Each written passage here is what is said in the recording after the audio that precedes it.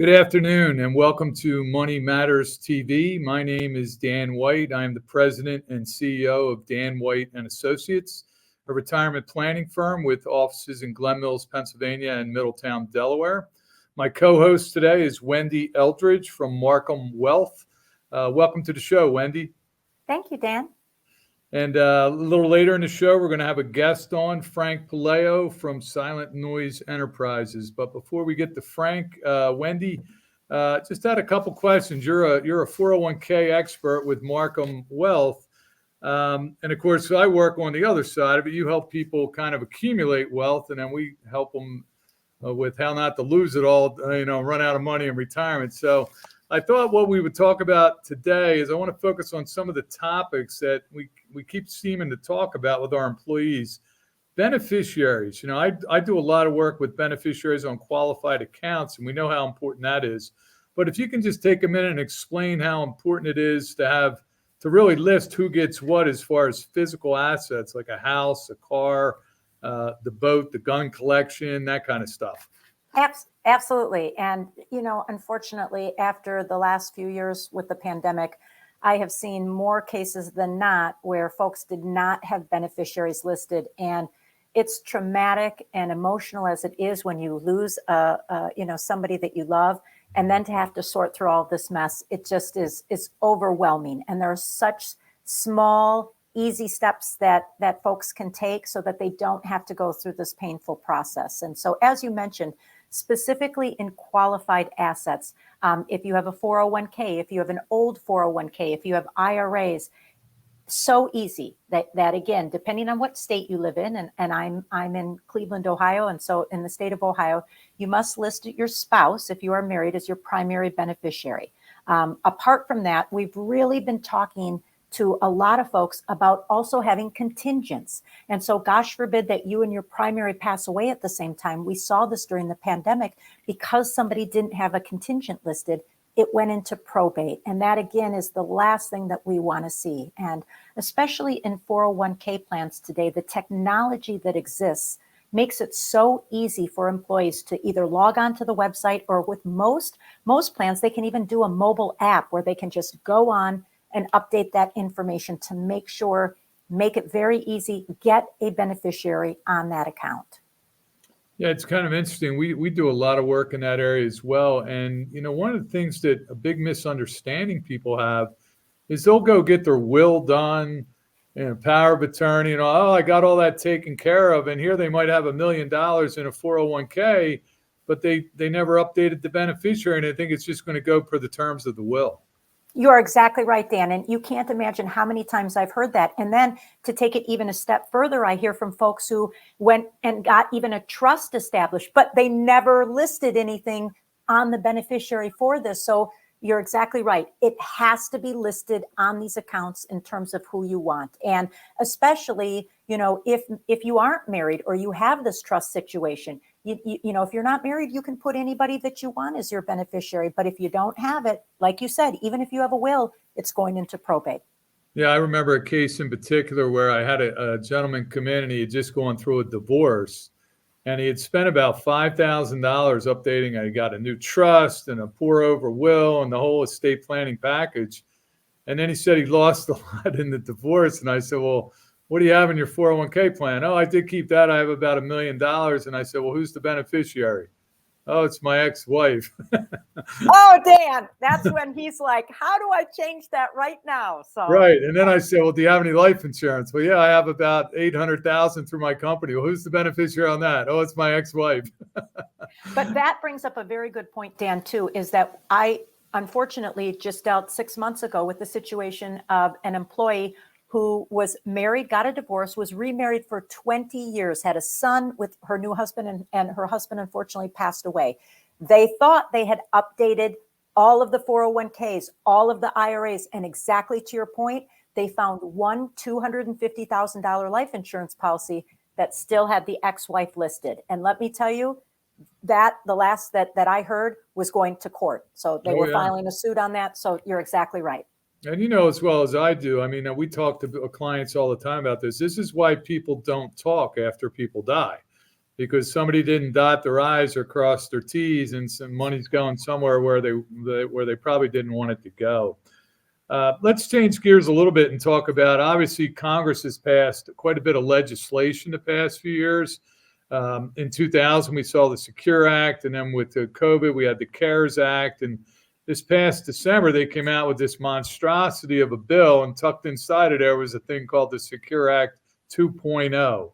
Talk a little bit, Wendy, about some of the Roth provisions and all that occurred in the Secure Act 2.0.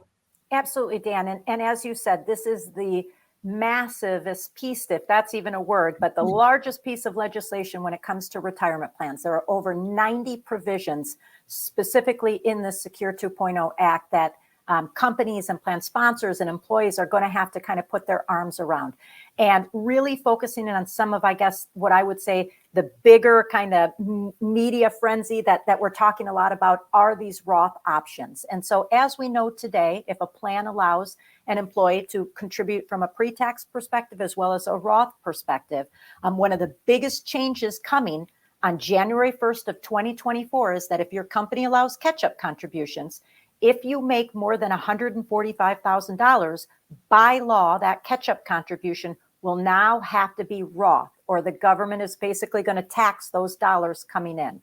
And so we can imagine what that's going to do from, managing it from the plan sponsor perspective, from a payroll perspective, from an employee perspective. And so it's really throwing a huge monkey wrench. How they came up with 145,000, your guess is as good as mine, obviously, but it's going to really be a little bit of a kink in the armor in trying to manage this.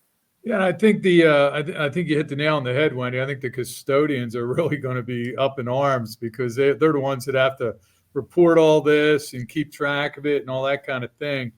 And it's kind of interesting. I find the government is kind of, obviously they're on a money grab because we're so far in the hole with the deficit and all. So that's why they want Roth more than traditional. They want to get the dollars today. But then at the same point in time, they're raising the required minimum distribution age to 73. So it seems like they're forcing you to take money out quicker here, but then they're letting you keep it in longer here. It doesn't make any sense. You're exactly right. And I think what we've learned is that one Roth catch up on the 145,000 is going to generate about $8 billion, I believe, that's going to be coming into, exactly to your point, that's going to be paying for all this. But then to raise the required minimum distribution age, it just doesn't make a whole lot of sense to me personally. So it's like they give it and they take it away. That's exactly right.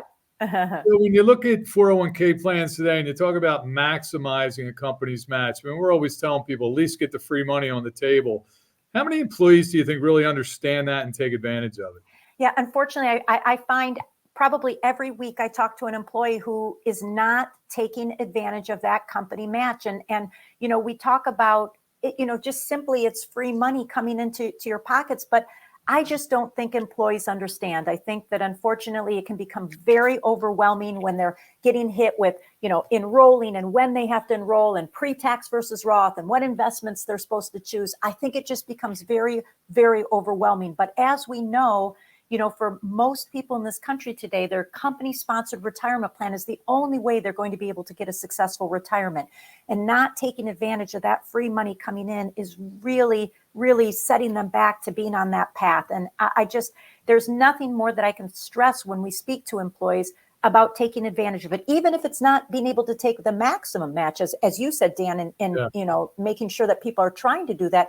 Even if they're taking a 1% or a 2%, but they got to do that. And unfortunately, I think it comes down to a lot more education from, 401k folks like I am to really educate those employees.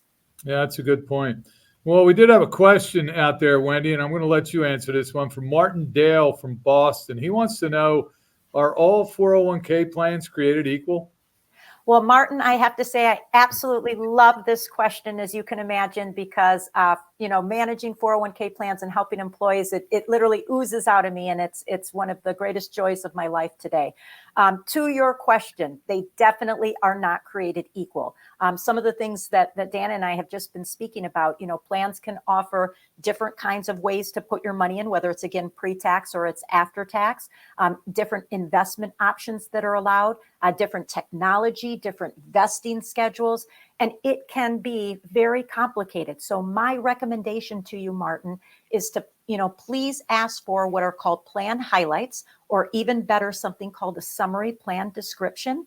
And that's really going to detail, what is available to you, how you can get into it, the fees that are associated with it. And if the plan has an advisor that is on the plan to help you, I absolutely recommend that you reach out to that individual, because they can really answer the questions to make sure that it is the right thing for you, and all of, the pieces and parts for you to be able to be on that successful path are there. So definitely not created equal, but it's definitely an opportunity to really dig in and see what you need there. Well, thanks for that, Wendy. That's a great response. And if you've got a question for Money Matters, here's how you can send it in and have it answered. You can have your questions answered on Money Matters. Please go to our website, money-matterstv.com. On our homepage, click on the banner on the right that says, Send us your questions. While you're on our website, you can find information about our host and guests, as well as show notes and links about this show and past shows. Money Matters is also available as a podcast on iTunes and Stitcher, so you can listen to Money Matters while you're on the go. That website address, again, is money, MONEY, -matters, MATTERS, TV.com. Okay, so now we're going to welcome our guests to the show. We're very delighted to have Frank Puleo with us today of Silent Noise Enterprises, too. And I'm kind of excited to hear what Frank has to say, because he's dealing with the segment of the economy, the electric vehicle marketplace, which is, I see Teslas on the road all the time, and I haven't bought an electric vehicle yet. But Frank, welcome to the show. Yeah, thank you, Dan. And I guess, you probably know, I know you know a lot more about this than I do, but what is your evaluation of the number of electric vehicles that are on the road in the U.S. today? Well, when you're driving down the road and you see, it's hard to identify some of the EVs that are there. Tesla is a very common one that people can recognize from the roadway. Biggest thing is when you look at them, you look at the tailpipe, and if there isn't one, it's electric. But right now, it's very underpenetrated. There's probably about 1% of the cars on the road are electric. That number's somewhere around 3 million cars on the road. That concentration needs to grow significantly in order for the EVs to have the impact that the government is looking to get. And Frank, can I ask you, so today when we look out and say exactly what you're saying, is that we have such a small amount out there, how basically are we going to be able to bring more out? How many chargers are out there today that would even be able to support it? Yeah, right now there's probably about 130, some number between 100 and 150. I call it 130,000 chargers that are out there. In order to support the goals of the government, we're going to need about 30 million cars out there, supported by 2 million chargers. So the industry needs to grow.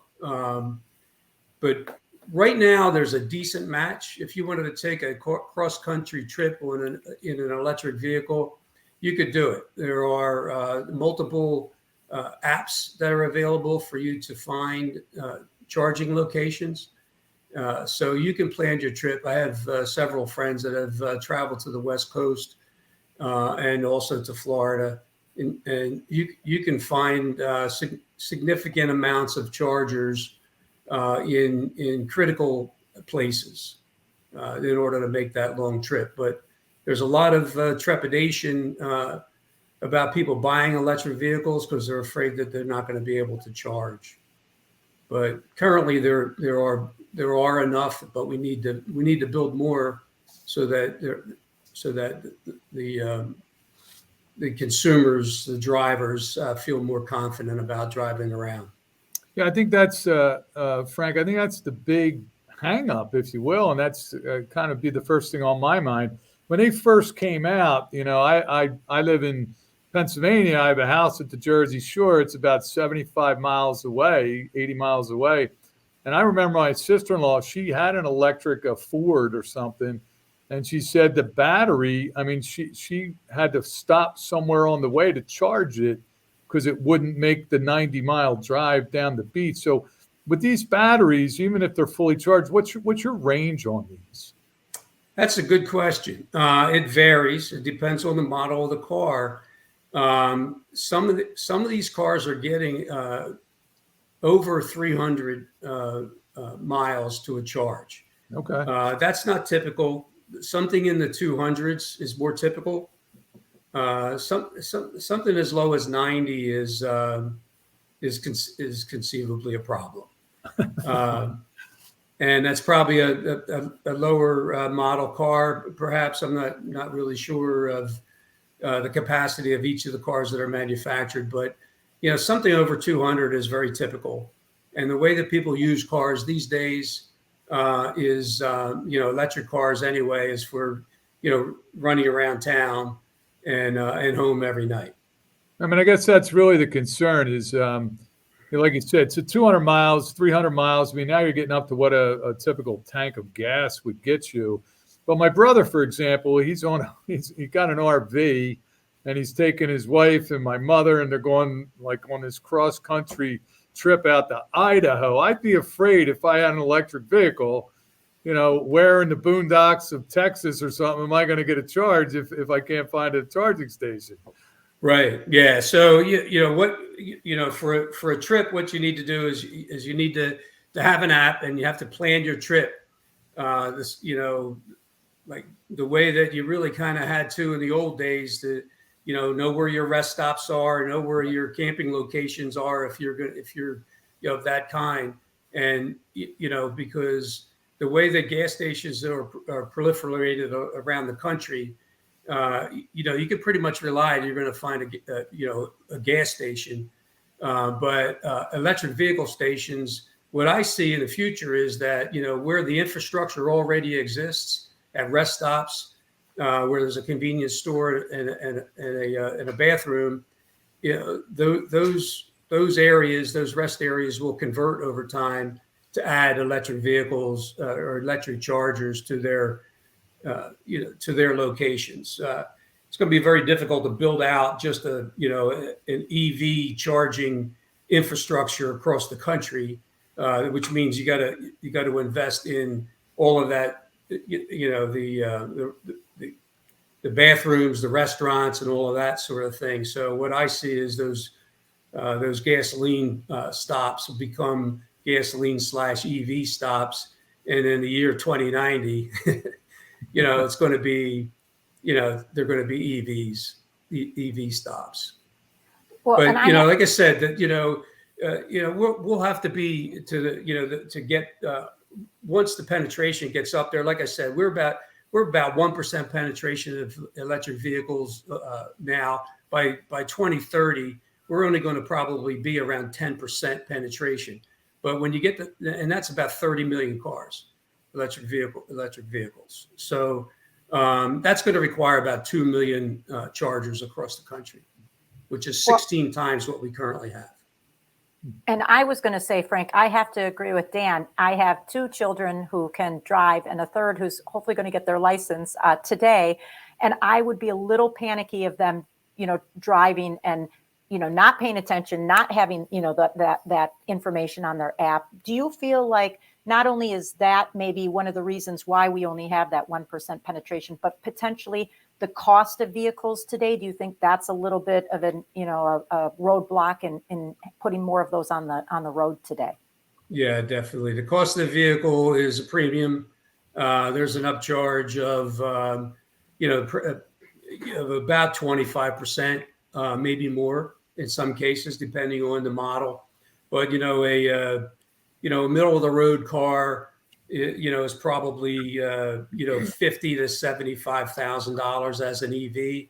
As an internal combustion engine, that same car is probably 40,000 to 60,000. So there's about a 25% premium on on an buying an electric vehicle. But the thing about the price of the electric vehicle is that over time you save that money back when you fill your tank, so to speak, with electricity to get 250 miles. You're going to pay $8 probably. When you fill a gas powered vehicle, you're going to pay $38 most likely. There's a lot less moving parts, a lot less maintenance in Pennsylvania. Dan, the emission inspection isn't a factor in an electric vehicle. There's so many other things that are reduced expense to owning an electric vehicle that theoretically you can own your money back, but the most common thing is what you're doing. Your benefit is what you're doing for the environment. I have to say too that you're not, your kids driving an electric vehicle. That I don't believe that I think that's a mindset that you just have to get over. Typical when you're driving an internal combustion engine, typical behavior of a driver is to drive it until you have a half a tank left or a quarter tank left, and then you fill it. If you're driving an electric vehicle, you fill it every night. You come home, you plug it in. So every single day you're starting off with a full tank. Yes, Frank. And you don't know me because I go down to I have about 5 miles left before I refill my tank. So the technology is amazing. Yeah, exactly. 50 miles to empty is my key. Yeah, I'm going to play devil's advocate here, kind of a worst case scenario. But my mother has a place in Clearwater, Florida. All right, so she goes down there in the winter. And, Florida, they get hit with hurricanes, right? So they had another bad one last year. So you're down there in Florida with your electric vehicle and you get hit with a hurricane and all the power goes out for a week. What do you do then? Yeah, that's we've seen that happen, and it's a very difficult spot to be in, right? The network just has to build out. There were people that were charging their electric vehicles with gasoline powered generators. So there is quite a give and take with this changeover from internal combustion, and honestly, I think that the marketplace, not the government, really needs to drive the development of it.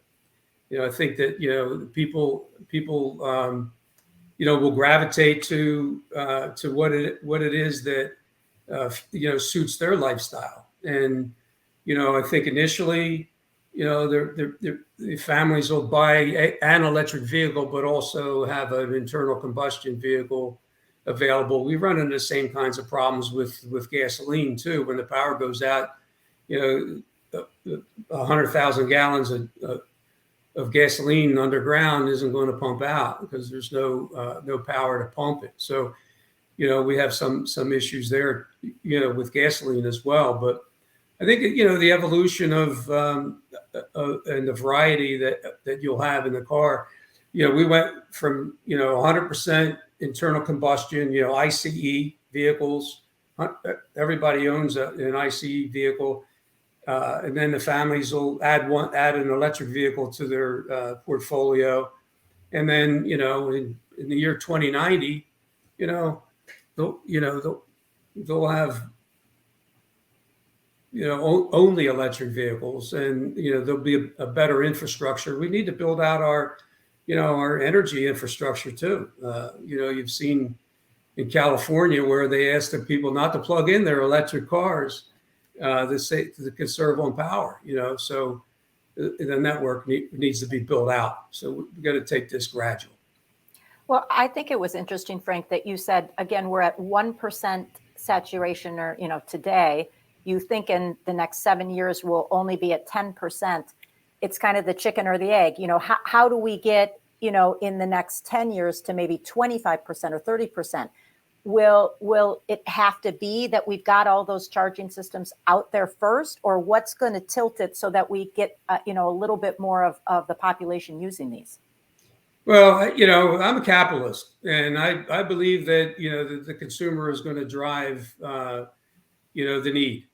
So the more people that want to buy electric vehicles, the more electric vehicles will get produced.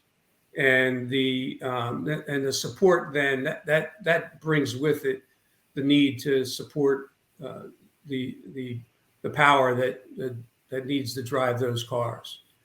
So I think building out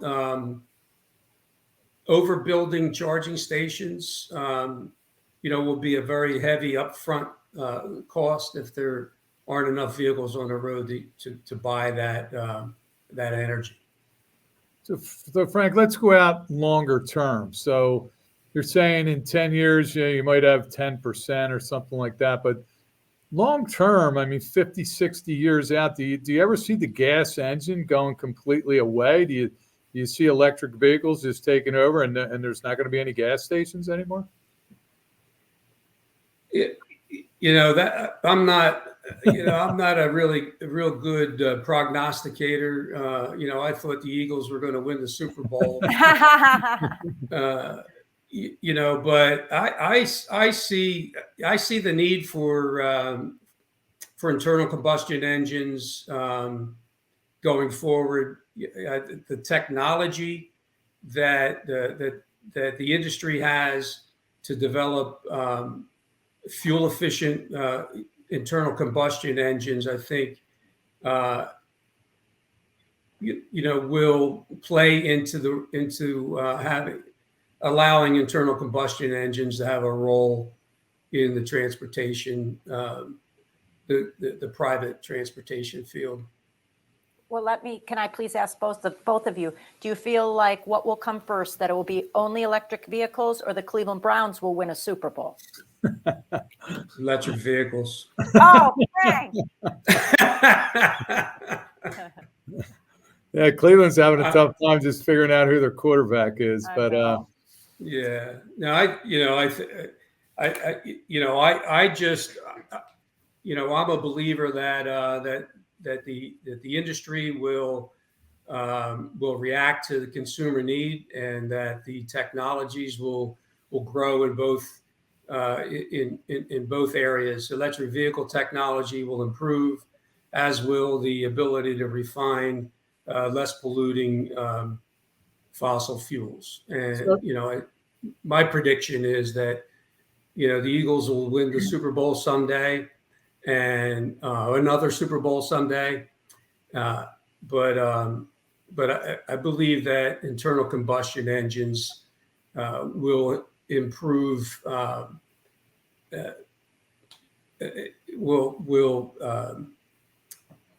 Will improve to the point where they're not as polluting, and the refineries will be able to produce cleaner fuels. I think we've made a lot of strides in both areas, and I do believe electric vehicles are here and they're here to stay. But Frank, I want to thank you for being on the show today. You certainly answered a lot of questions that we had about EVs. And next week, our guest, and I also want to thank Wendy for being on the show as well and answering some questions. So it was great having you both on.